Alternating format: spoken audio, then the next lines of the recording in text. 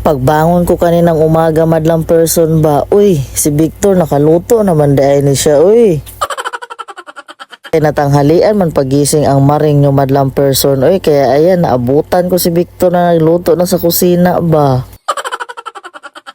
Aw kay diop man ni Victor madlang person, uy, ganyan talaga si Victor kapag tuwing diop niya ba, magluluto talaga siya ng kung ano-ano ba.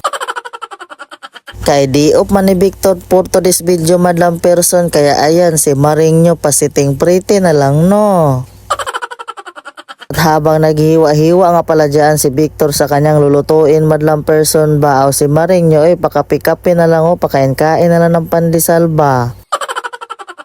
Aw kay nagutom na ang maring nyo ay kay napagod kagabi ba, aw unsa ba. At ayan na nga si Victor madlang person, nagisa-gisa na nga siya nito ng mga hinihiwa-hiwa ng Ricardo kanina ba. Isa nga pala dyan si Victor ng luya, sibuyas, bawang madlang person, pati na rin yung hinahiwa-hiwa niya kanina na yung ano ba yung ganyan madlang person ba, yung ano ng baka ba. Balat ng baka pala yan madlang person, at saka laman ng baka ba, kay magpares-pares man daw siya for today's video ba.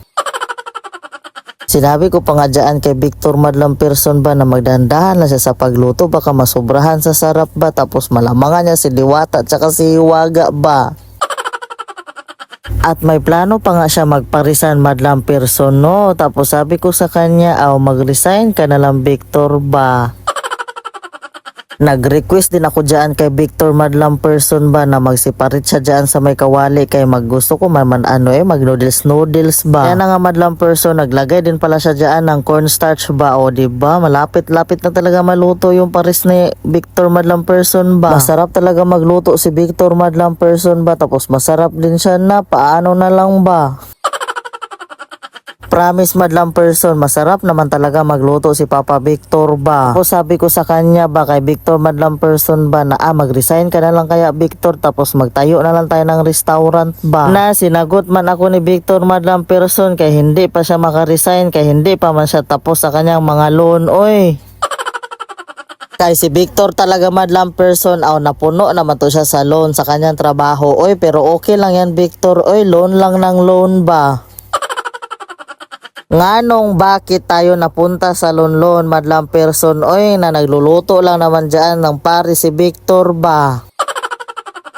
Pag nyo naintindihin yung mga sinasabi-sabi ko sa loan madlang person, panoorin nyo na lang na mabuti kung paano nagluto ng pare si Victor dyan ba.